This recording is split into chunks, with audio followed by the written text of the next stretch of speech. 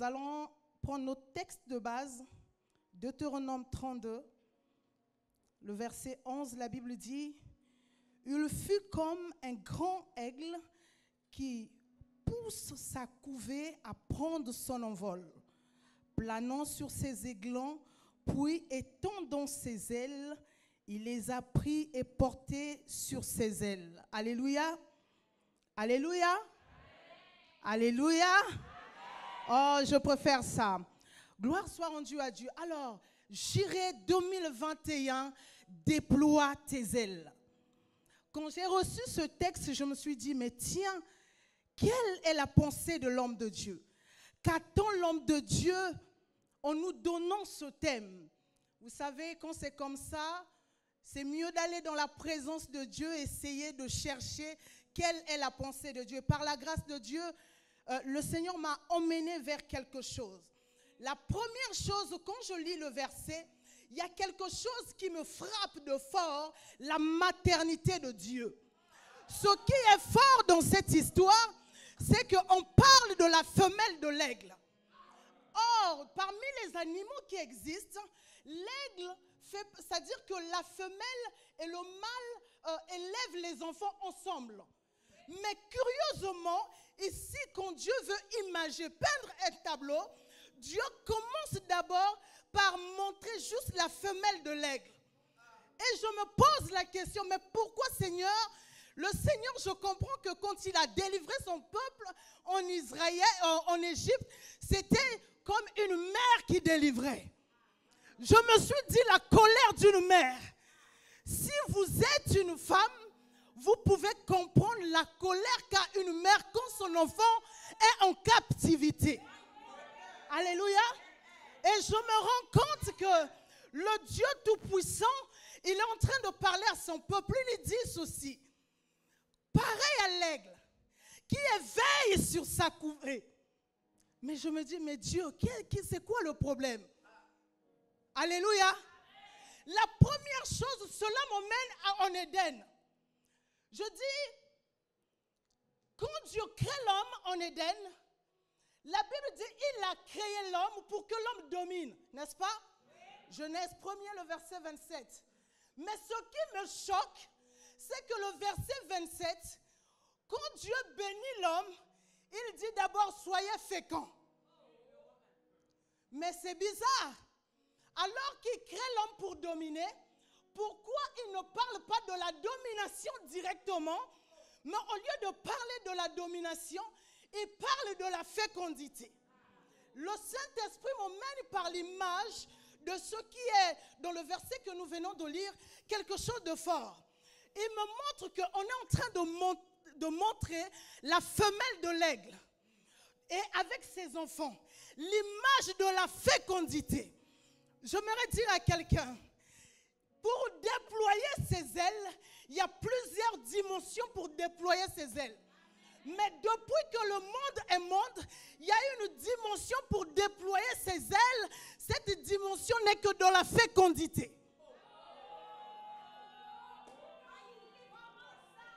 Alléluia. Quand Dieu commence l'histoire, il dit d'abord soyez féconds. Parce que Dieu sait que vous ne pouvez pas dominer si vous n'êtes pas fécond.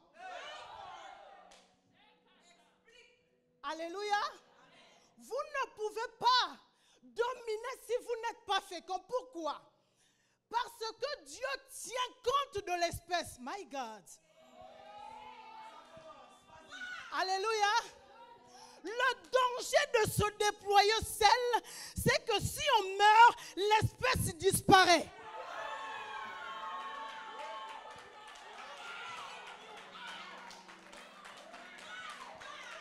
Le danger de se déployer seul, c'est que si on meurt, l'espèce disparaît. Évêque, tu vas me permettre à un moment donné d'enlever mes chaussures. Alléluia. Donc, Dieu dans sa grandeur, il se rend compte que l'homme devrait se déployer. Il sait que l'homme devait dominer. Mais il dit, tu ne peux pas atteindre cette dimension si vous n'êtes pas à plusieurs. Pourquoi? Pour perpétuer l'espèce. rendre compte que déployer ses ailes, c'est être fécond. Pourquoi? Pour protéger l'espèce. Alléluia.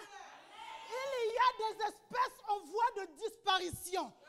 Mais depuis que le monde est monde, l'homme n'a jamais été en voie de disparition. Pourquoi? Parce que Dieu tient compte de cette espèce. Si vous voulez vous déployer, une seule chose à saisir, soyez féconds.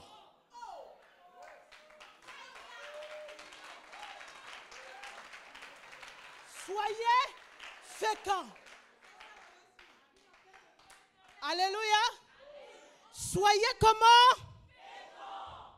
Donc, quand j'étais en train de préparer ce message, le Seigneur m'a, puisque c'est normal, mes grands frères, grand frère Serge, tu me le diras, quand vous préparez un message, surtout pour des temps pareils, vous cherchez la face de Dieu. N'est-ce pas? Or, c'est quoi le problème? La fécondité, c'est quoi? C'est la capacité à produire la vie. Alléluia. Dieu savait que Providence a besoin de déployer ses ailes. Dieu prépare l'ovulation spirituelle. Une dimension de terre. Alléluia. Une dimension de terre spirituelle. Dieu sait qu'il y a les étendues que Providence doit atteindre. Mais s'il ne prépare pas la fécondité dans la dimension de l'ovulation spirituelle, Providence peut avancer, mais Providence ne fera jamais des exploits. Pourquoi? Arrivé à un moment donné, l'espèce sera en voie de... Alors Dieu fait quoi? Dieu prépare l'ovulation. Alléluia. Pourquoi? Quand Dieu perpétue une espèce, c'est pourquoi? C'est pour que sa nature, sa façon de fonctionner, alléluia, soit perpétuée dans le temps. Mais le problème, c'est quoi? C'est qu'il y a tellement des espèces. Il y a des espèces de ceux qui sont paresseux. Alléluia. Il y a ceux qui se fatiguent vite. Il y en a ceux qui sont endurants. My God. À la montagne de Dieu, Dieu ne mène pas toutes les espèces.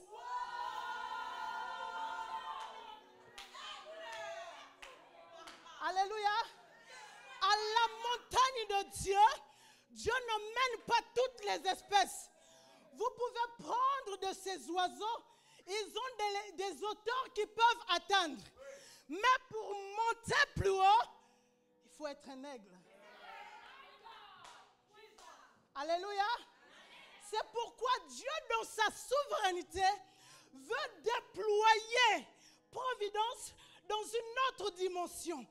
Dans la dimension où quand on verra, sans dire un mot, on sait que tu es provider.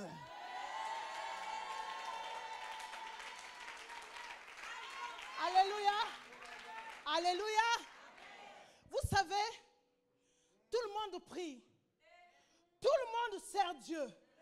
On est tous des enfants de Dieu, je vous l'accorde. Mais on est différents. Alléluia. Chacun navigue dans la dimension de son espèce. Chacun opère dans la dimension de son espèce.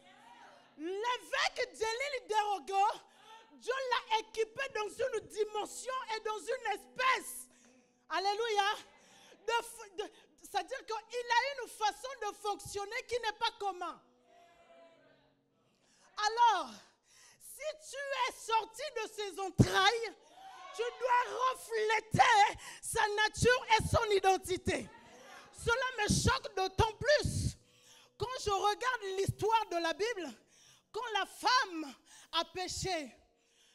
Dieu, pour punir le diable, il va dire que c'est la fécondité qui va te frapper en lui disant la descendance de la femme t'écrasera la tête. Il y aura inimitié. C'est-à-dire pour résoudre le problème de l'humanité, la cartouche que Dieu a utilisée, c'était la fécondité.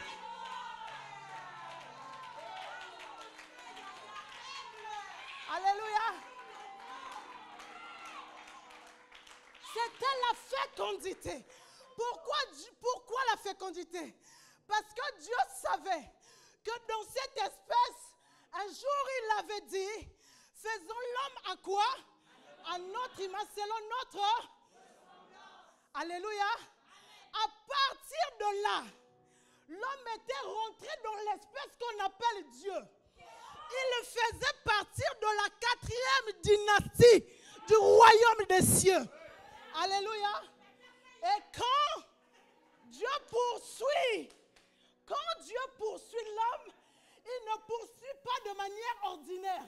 Il poursuit l'image et la ressemblance qui est à l'intérieur. Donc Dieu savait que la meilleure manière de manipuler le diable, c'est de se déployer. Alors j'aimerais dire à un provider, c'est un péché si tu ne te produis pas. Je ne sais pas si on m'a saisi. Je dis ceci, si tu n'es pas une personne productive, alléluia, tu n'es pas digne d'être appelé provider.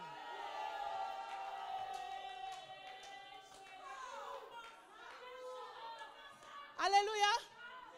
Pourquoi? Chaque chose a son espèce. Alléluia. Quand Dieu sauve Noé et quelques animaux, il sauve d'abord aussi les espèces. Alléluia. Par le moyen de la fécondité, parce que Dieu savait, on sauvait seulement 2. Le système de la production, le système de la fécondité est déjà disponible. Ça veut dire que Dieu, dans sa dimension, permet à ce que vous, autant que personne, vous soyez féconds. Fécondes. Alléluia. Que vous soyez fécondes. Pourquoi? Parce que Dieu tient à la survie de son espèce. Donc, pour nous providers, quand on nous dit déploie tes ailes, ça veut dire que libère la sémence.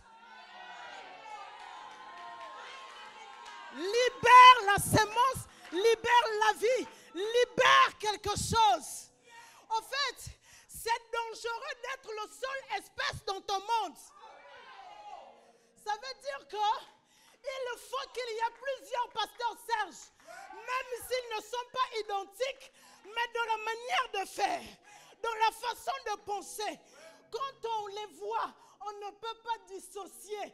On voit dans l'évêque les enfants de l'évêque. Cela m'emmène dans Jean 5. Jésus dit, je ne fais rien de moi-même. Tout ce que je fais, c'est ce que je vois mon Père faire. À la vue, ils se ressemblaient pas trop. Mais quant à l'action, à la dimension de l'espèce, ils sont tous pareils.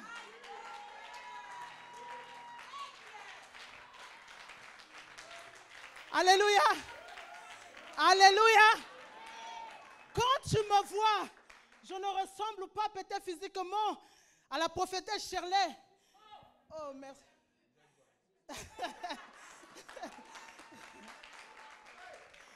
Quand on me voit, je ne ressemble pas. Mais dans notre façon de faire, il y a des traits. C'est pourquoi la Bible dit, il est l'empreinte du Dieu invisible. Hey, comment un Dieu invisible peut se révéler par le visage d'une autre personne? Chose encore plus grave, l'empreinte. On ne peut pas avoir 2 empreintes. Alléluia. Mais quand il s'agit de la fécondité spirituelle, Dieu dit par ce texte que vous avez le même empreinte. Celui-ci est mon fils.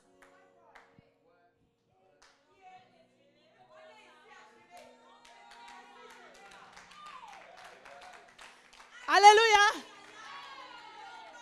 Alléluia. Vous savez, il y a des dimensions d'opération que vous pouvez faire, c'est en ayant seulement l'empreinte de l'évêque. Je ne sais pas si j'ai dit quelque chose. Vous ne pouvez pas naviguer dans l'onction du prophète Toto si vous n'avez pas son empreinte. Vous voyez l'importance de la fécondité. Dieu fait de sorte que vous ayez son empreinte. Dieu fait de sorte que vous ayez son empreinte. Alors, quand vous avez l'empreinte de Dieu, vous pouvez... Amen. Vous pouvez vous élargir. Vous pouvez vous développer. Vous pouvez gagner du terrain. Dieu est en train de nous apprendre quoi? Seul, vous ne pouvez pas gagner le terrain. Il faut que parmi vous, qu'il y ait des architectes. Il faut que parmi vous, qu'il y ait des docteurs. Il faut que parmi vous, il y ait des plombiers. Pourquoi? Parce que c'est ensemble. Là où le diable voulait se présenter du côté de la médecine, un médecin devient le gardien. Alléluia. De son espèce. Vous savez, j'ouvre une parenthèse. Il y a de ces guérisons, ce n'est pas Dieu qui descend au ciel pour les donner, mais c'est des gardiens qui les donnent. Par exemple, un médecin, sans que tu pries, peut te donner et prescrire des médicaments pour que tu sois en bonne santé. Alléluia. Qu'est-ce qu'ils font? Ils protègent l'espèce. Alléluia. La multitude, la fécondité nous donne accès à nous conserver, à nous protéger. Pourquoi? Pour gagner sur le terrain que l'ennemi nous avait volé. Alléluia. Vous devez savoir que être fécond, c'est quelque chose qu'on ne peut pas négocier avec. On ne peut pas négocier. J'aimerais être clair, évangéliser, faire de sorte que les personnes pensent comme toi. On ne joue pas avec. Alléluia. On ne te demande pas le comment. Dieu s'en charge. Mais Dieu veut que tu imprimes juste ta nature en étant à côté de la personne. C'est ça la fécondité. Alléluia. Tu es en train de s'aimer, même dans ton silence, dans tes attitudes. Tu sèmes une nature. Et petit à petit, voyez, regardez un peu. La personne a l'habitude de parler mal des gens. Mais quand il arrive chez vous, il ne peut même pas dire un mot. Vous savez pourquoi? Parce que votre espèce l'influence. Alléluia. Parce que vous l'influencez d'une manière ou d'une autre. Là n'est pas mon message. Ce qui m'intéresse dans ce texte, c'est l'activité que fait la femelle de l'aigle. Alléluia. Oh, au-delà de tout, j'aimerais que tu te connectes à l'esprit du Seigneur. Alléluia. Connecte-toi, prépare-toi parce qu'on n'a pas beaucoup de temps. On va prier. Alléluia. Après ces temps. Et je sais seulement que le Seigneur va faire du bien à quelqu'un. Alléluia. Ce qui m'intéresse, c'est ce que fait la femelle de l'aigle. La première image, je vous ai parlé de la fécondité. La deuxième image, je vous propose les bruits des ailes. Alléluia. Les bruits des ailes. Quand l'aigle veut prendre l'envol, la première chose qu'il fait, il bat ses ailes pour monter, pour s'envoler.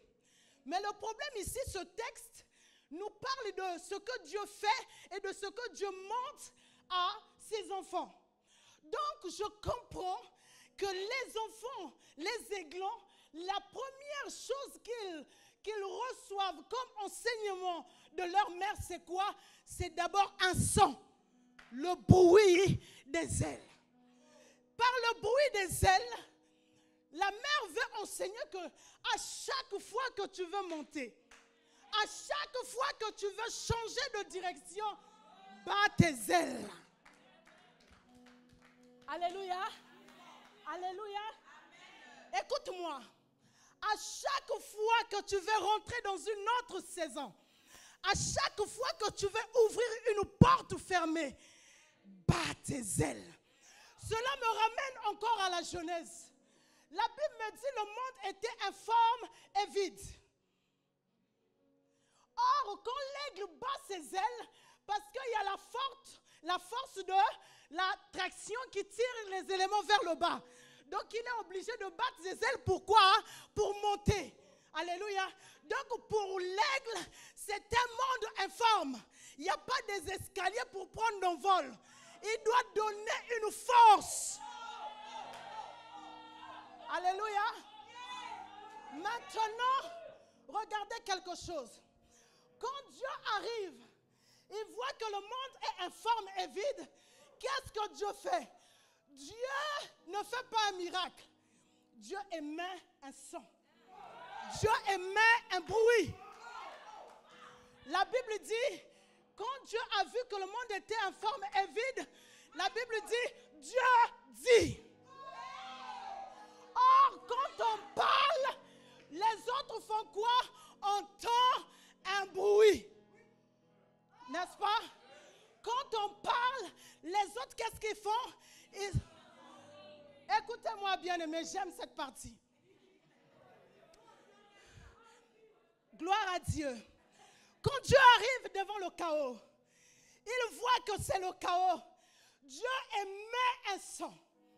Nous avons parlé de la fécondité. Nous avons parlé des choses qui sont à l'intérieur. Je ne vois pas un endroit où on a dit Dieu a fabriqué la lune. Je ne vois pas un endroit où on a dit Dieu a fabriqué le soleil. Je ne vois pas ça. Mais j'entends seulement un son qui dit que la lumière et la lumière est le bruit des ailes. Dieu sait que tant que tout va mal, on émet un bruit. C'est la dimension du déploiement spirituel.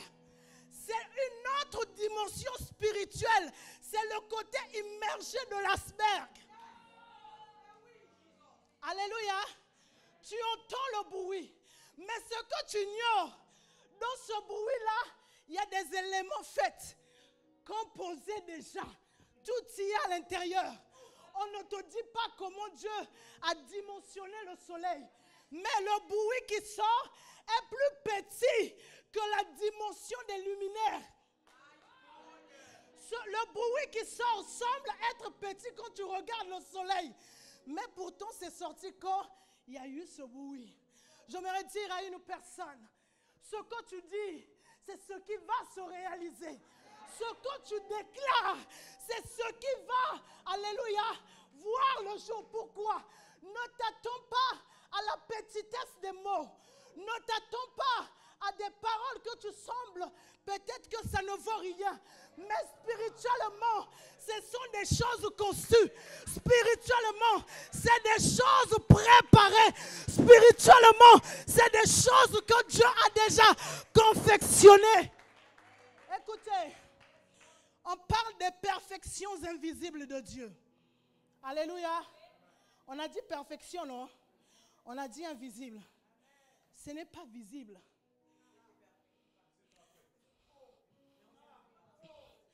Alléluia. Ce n'est pas visible.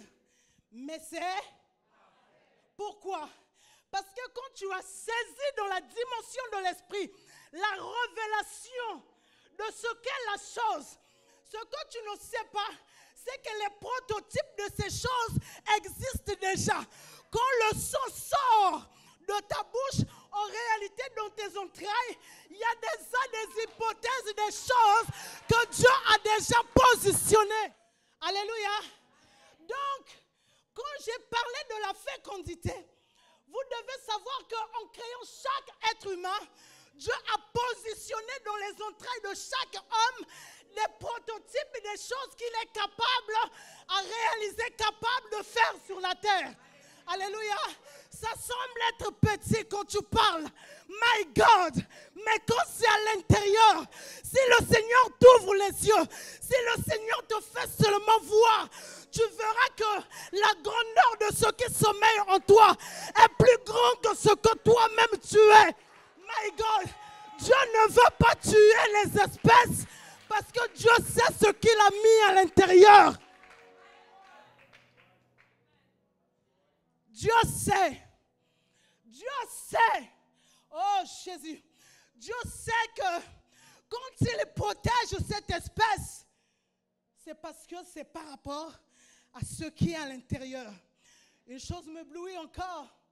Dans le livre de Matthieu 25, parabole de talent, Dieu illustre quelque chose, il dit à celui qui avait enterré le talent. Cette parole m'a bouleversée. Dieu dit, tu aurais dû prendre mon talent et aller le donner au banquier. Regardez quelque chose. Dieu est en train de dire, au lieu d'enterrer, va donner même aux escrocs. Ce qui importe pour moi, c'est que ça soit fonctionnel. Alléluia. Que ça soit fonctionnel. Alléluia. Écoute, bien-aimé. Dans cette parole, Dieu est en train de dire que si tu ne déploies pas les ailes pour lui, pour ce monde, déploie au moins pour le monde. Pourquoi? Si tu deviens médecin, Dieu protégera son espèce. Dieu est d'abord le Dieu de sa création. Alléluia. Dieu est d'abord le Dieu de sa création. Oh! Dieu ne joue pas avec les choses qu'il a placées à l'intérieur de nous. Quand on nous donne un thème comme ça, déploie tes ailes. En d'autres termes, l'évêque veut te dire, le jour où tu mourras, meurs vide. Alléluia. Vide. Alléluia. Ça veut dire quoi? Ça veut dire que le jour où tu vas te tenir devant Dieu, il ne faut pas qu'il y ait quelque chose que tu as mis de côté. Alléluia. Pourquoi? Vide. Vide. Alléluia. Pourquoi? Parce que Dieu veut que tu décharges tout ce qu'il t'a donné sur la terre. C'est pourquoi tu dois produire. Tu dois donner. Tu dois. Regardez quelque chose encore qui me frappe. Jésus, quand il rentre au ciel, il ne laisse même pas à ses disciples un compte en banque. Alléluia. Il ne leur laisse même pas une maison. Il n'y a rien qui leur lègue. Mais les choses qu'il leur a laissées à l'intérieur, ces choses ont le pouvoir d'acheter des maisons, mon Dieu. Ces choses ont le pouvoir d'acheter des avions. Dieu sait, s'il te donne des richesses visibles, tu seras de la race de Samson. Si on te les coupe, tu les perds. Mais s'il met à l'intérieur de toi, personne ne peut mettre la main. Personne ne peut aller prendre. Personne ne peut voler. Alléluia. C'est pourquoi Dieu veut que tu meurs vite.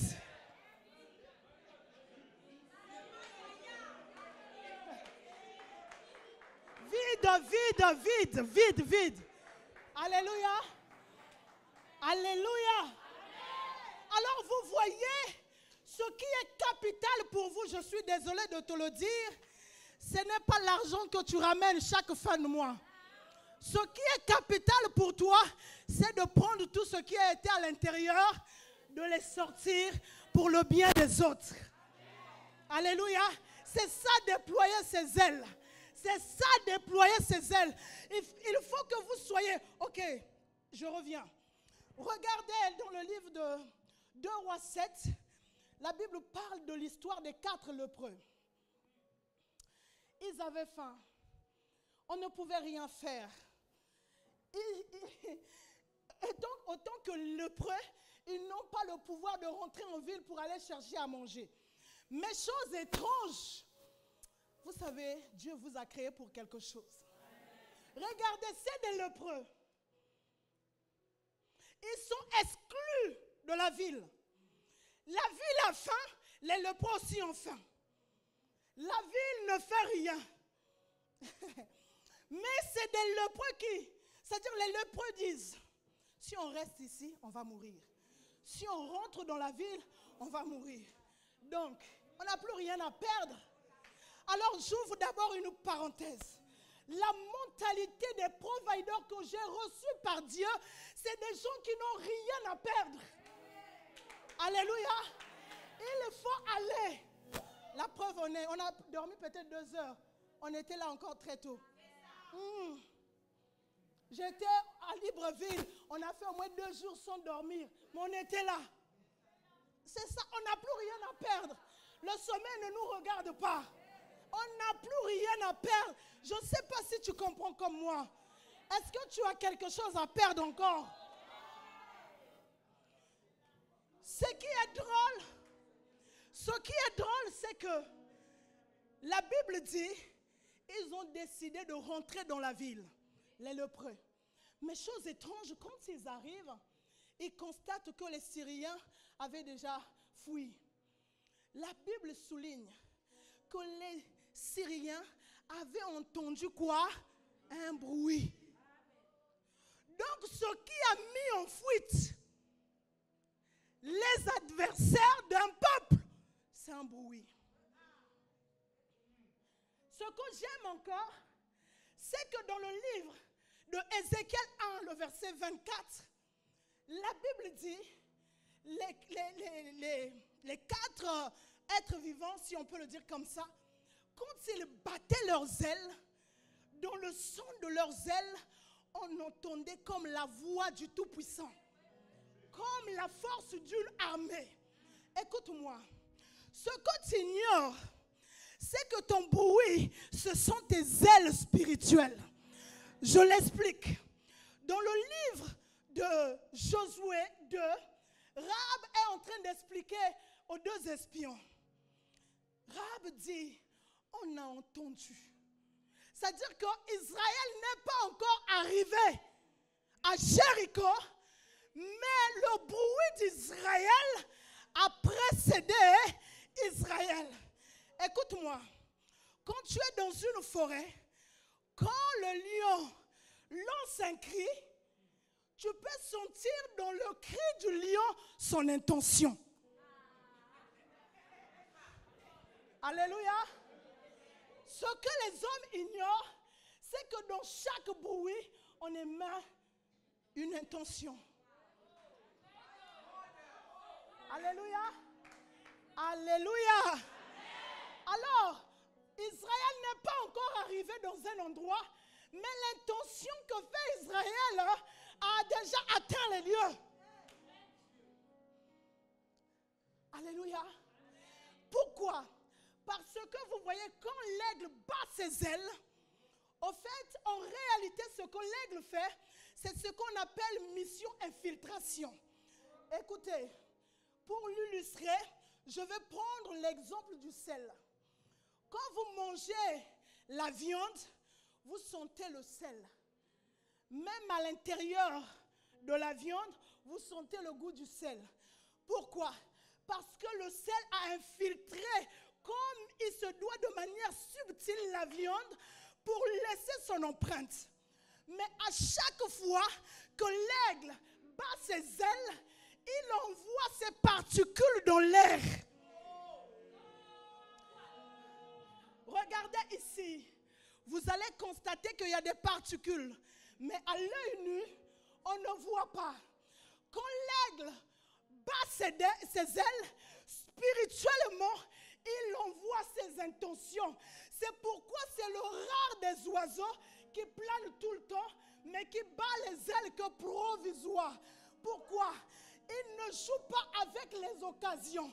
C'est quand il y a des turbulences, il envoie ses particules dans les airs. Alléluia. Il envoie ses particules dans les airs. Pourquoi? Là où lui ne peut pas arriver, au moins ces particules-là.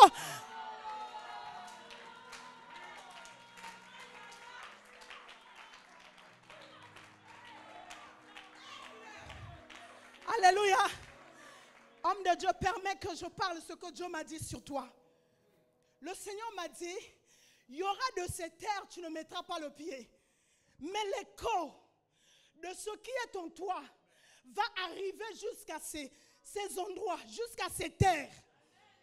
Il y aura même des églises providence dans les villages, dans les petits villages. Parce que l'écho de ce que tu envoies atteint les extrémités de la terre. C'est pourquoi Jésus, au soir de sa vie, il dit à ses disciples, allez. Pourquoi? Il était en train de les infiltrer dans l'air du temps. C'est pourquoi jusqu'à aujourd'hui, on entend parler de, alléluia, de Jésus. Pourquoi? L'empreinte, les particules ont été déjà mis dans l'air. Ce qui est dangereux pour toi, c'est de laisser l'air vide sans particules. Ce qui est dangereux pour toi, c'est qu'il n'y a pas de particules qui, alléluia, des particules qui ont ta nature, puisqu'il s'agit des espèces. Oh Jésus, oh Jésus, le temps est arrivé où on ne doit pas seulement te voir dans le physique, mais l'écho de ce que tu envoies va atteindre, alléluia, va atteindre les extrémités de la terre. Il est temps que là où tu ne peux pas arriver, que ta façon de fonctionner arrive. Il est temps que là où tu ne peux pas mettre les pieds, que ta façon d'agir arrive. Alléluia. Tu as un bruit. Alléluia. Tu as un bruit qui doit infiltrer ton air. Alléluia. Vous savez pourquoi on inspire et on respire? C'est pour prendre ce qui est de l'intérieur, de sortir, et de prendre aussi ce qui est de nouveau, de le faire rentrer. Et ce n'est pas seulement physique. Alléluia. Alléluia. Amen. Vous devez savoir que chaque jour, il y a un son que vous envoyez. Chaque jour, il y a quelque chose que vous envoyez. Chaque jour, vous touchez le monde. Chaque jour, vos ailes, vous déployez vos ailes. Il y a un bruit qui doit sortir de vous. Mais c'est quoi ce bruit? Alléluia. Parce qu'on a dit que l'aigle bat ses ailes. Est-ce que tu crois que si tu ne travailles pas, il y aura un son qui va sortir? La première chose que Dieu apprend pour déployer des ailes, c'est de travailler. Il faut travailler. Alors, j'ai pu constater que nous, autant qu'enfants de Dieu, on est les plus paresseux qui existent au monde. Les chrétiens n'aiment pas travailler. Ils sont champions des slogans. Ils sont champions de déclarations.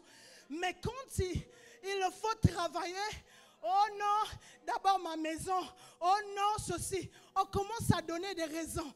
La première culture que l'aigle envoie à son enfant, c'est les battements des ailes.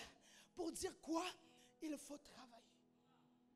Il faut rentrer dans le monde de l'action. Alléluia.